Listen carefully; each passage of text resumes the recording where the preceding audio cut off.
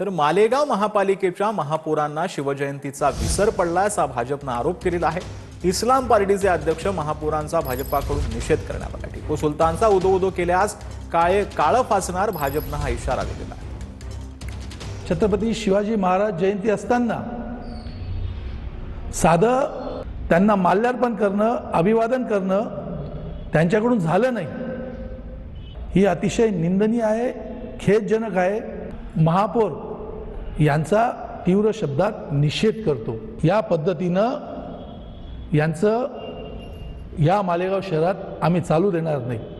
शिवप्रेमी असतील आणि मालेगाव शहरातील हिंदुत्ववादी संघटना असतील तर या लोकप्रतिनिधीला काळं फासल्याशिवाय आम्ही थांबणार नाही। तर आमदार कालिदास कोळंबकरांचं आमरण उपोषण त्यांनी मागे घेतलेलं आहे। प्रवीण दरेकर आणि मंगलप्रभात लोढांच्या मध्यस्थीनंतर हा निर्णय घेण्यात आला। नायगाव वडाळा विधानसभा मतदारसंघातील पोलिसांना हक्काची घरं मिळावीत म्हणून त्यांनी उपोषण केलेलं आहे। तर बातमी आहे मुंबईमधून। कांदिवलीतील महावीर नगरमधील बेकायदेशीर अतिक्रमणावरती महापालिकेनं बुलडोझर चालवलं। बीएमसीच्या बुलडोझर ऑपरेशनमुळे स्थानिक रहिवाशांना आता चालण्यासाठी स्वच्छ फुटपाथ उपलब्ध होतील। कांदिवलीतील अनेक भागामध्ये फुटपाथवर बेकायदेशीर अतिक्रमणं आहेत, त्यांच्या विरोधात महानगरपालिका कारवाई करत आहे।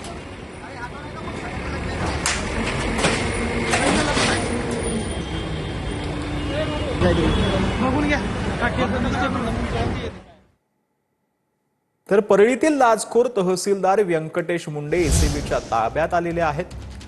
50,000ची लाचेची मागणी करणाऱ्या परळी तहसीलदाराला अटक करण्यात आली। सापळा रचून एसीबीकडून तहसीलदार व्यंकटेश मुंडेंवर कारवाई करण्यात आली।